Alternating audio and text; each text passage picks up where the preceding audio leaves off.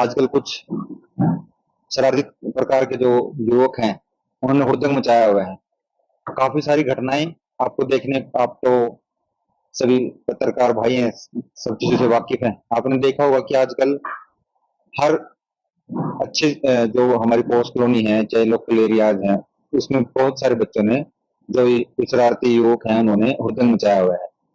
अभी थोड़े दिन पहले हमारे वकील साथी के ऊपर भी अटैक हुआ है, काफी सीरियस इंजरी उनको आई है। कुछ दिन पहले संत गोपाल दास जी के साथ भी झगड़ा हुआ है। और ऐसी घटनाएं जिनके बारे में जो आप तक और पुलिस प्रशासन तक पहुंच नहीं पाती, उसी विषय में आज हमने जो ये आप लोगों को यहाँ पे आमंत्रित किया है, ताकि हम अपनी बात प्रशासन तक पहुंचा सके और आम जनता तक भी कि इस जो ये समस्या जो चल रही है, इसका समाधान सिर्फ पुलिस के पास नहीं है।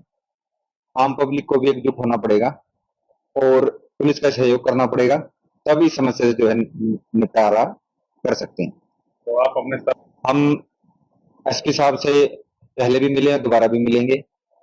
हम उनसे रिक्वेस्ट करेंगे कि इस मसले को लेके जो इस तरह की घटनाओं को रोकने के लिए एक फोर्स का गठन किया जाए। जो किसी तरह की कोई भी गतिविधि अगर देखने को मिलती है, एक नंबर, व्हाट्सएप नंबर दिया जाए या कॉल का नंबर दिया जाए, ताकि जहां पे भी इस तरह के शरारती तत्व घूमते हैं, कोई भी आम पब्लिक पुलिस को इंफॉर्मेशन दे सके कि यहाँ पे ऐसा कुछ हो रहा है।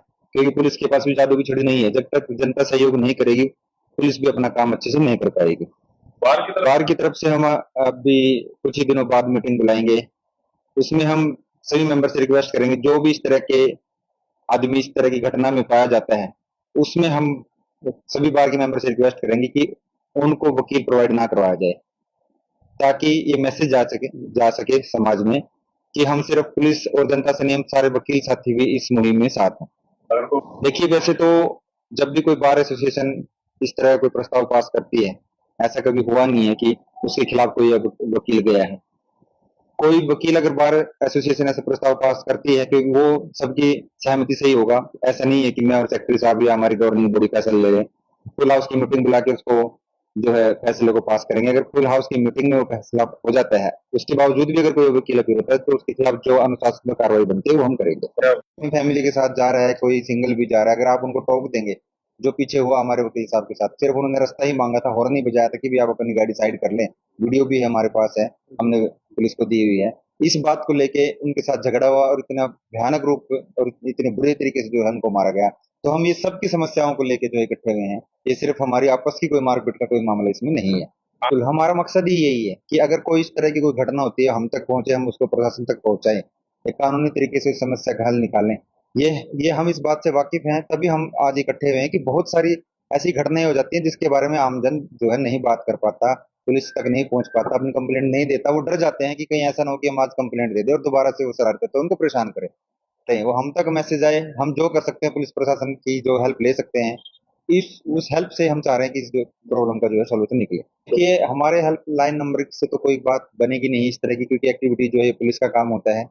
हम ये कर सकते हैं कि किसी को लीगल एड की जरूरत है, मान लीजिए कि अगर कोई इस तरह का मुलजिम पकड़ा गया है, तो उसको हम मैक्सिमम जो कोर्ट में जो कंप्लेनेंट है उसको जो सपोर्ट कर सकते हैं, उसके लिए हम जो है देखिए, अगर हम अपनी तरफ से इस चीज का एनालाइज हम नहीं कर सकते हैं, ये काम प्रशासन का और पुलिस का ही रहता है। कोई भी झगड़ा है, कोई भी मैटर है, वो जांच का विषय जो होता है, उसकी पावर पुलिस को है। हम जो डिफेंस कर सकते हैं या कंप्लेंट को जो लीगल एड पर लीगल जो सलाह दे सकते हैं, वो कोर्ट में दे सकते हैं। कोई झगड़ा है, हमारे पास चाहे वीडियो भी है, तो उसको हम प्रशासन तक और कोर्ट तक ही पहुंचा सकते हैं। अगर हम खुद ही उसमें जज बनेंगे या खुद ही हम ये कहेंगे ये गलत है, वो गलत हो जाएगा।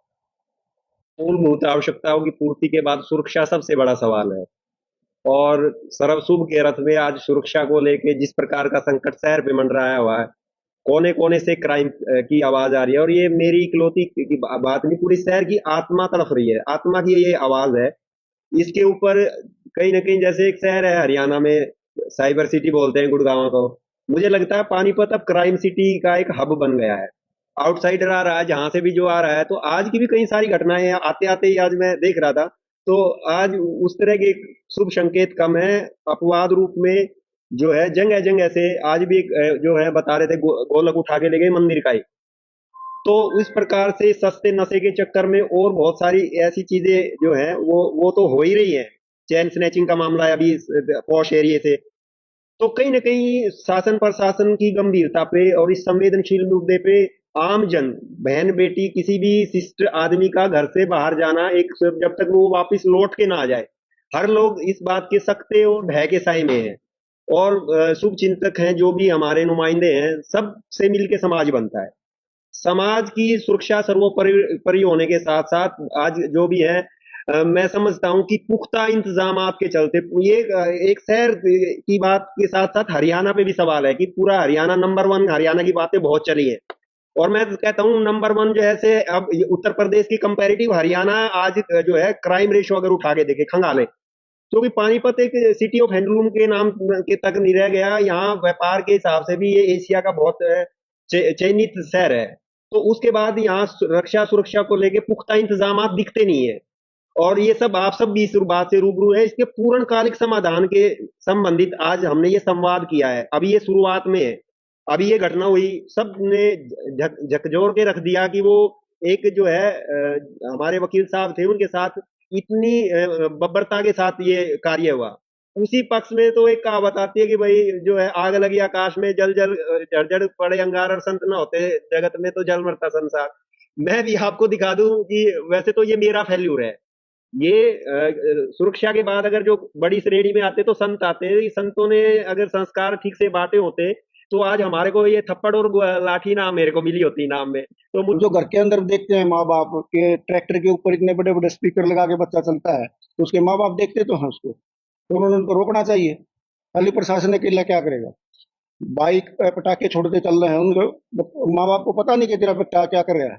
सबको पता है कि भाई किस टाइम आओ है, ये किस टाइम आओ है। काली गाड़ियां, जैसे संत जी कह रहे हैं, काली गाड़ियां लेके और बड़े बड़े स्पीकर बजाते हुए चलते हैं।